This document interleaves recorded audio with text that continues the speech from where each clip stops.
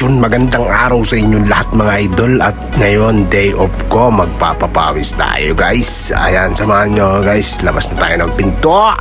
At ito yung labas ng bahay namin.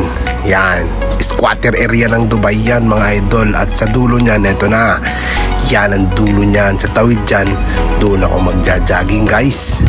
Ayan, tatawid na muna tayo guys. At dahil red light pa, antay-antay muna tayo. At nakita ko nga si ate. Ay, sana all! Ate, baka naman. At yung mga naglalakad na yan guys, papasok na sila ng trabaho guys. At andito na nga tayo sa basketball court ng Chelsea Plaza. Marami nang nag-iintay mga idol. Sila kuya, nandyan na sila. At Yossi break muna habang inaantay nilang magbukas yung basketball court.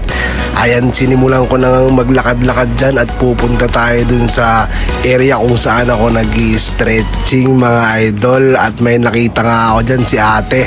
Ayan, 3 years na siyang nagja-jogging dyan at hindi pa rin siya pumapayat. Aray ko! At sinimulan ko na mag-stretching dyan mga idol. Kala mo talaga totoo no?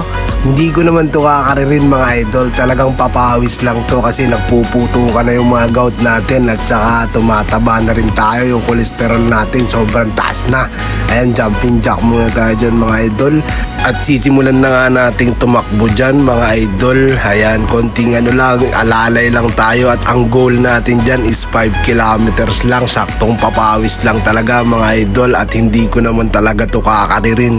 At sa part na to mga idol, nakadalawang kilometro na pala ako dyan mga idol. At naisipan ko na lang munang mag-walking kasi medyo hingal na tayo dyan mga idol. At sa dulo nakita ko na nga pala sila kuya, naglalaro na sila ng basketball pagtapos nilang mag-vitamins ng cigarette smoking. At nakita ko na naman nga yung favorite view ko mula Japlia hanggang Six Side Road papuntang Business Bay mga idol. Ayan, napakagandang morning yan mga idol. At tatakbo na ulit tayo dyan mga idol.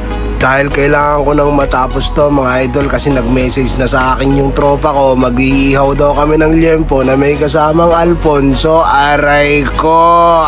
At since tapos na yung goal natin na 5 kilometers ngayong araw na to, kailangan na natin umuwi mga idol at mag-prepare. Salamat po sa inyong lahat. Have a good day. Thank you idol. I love you.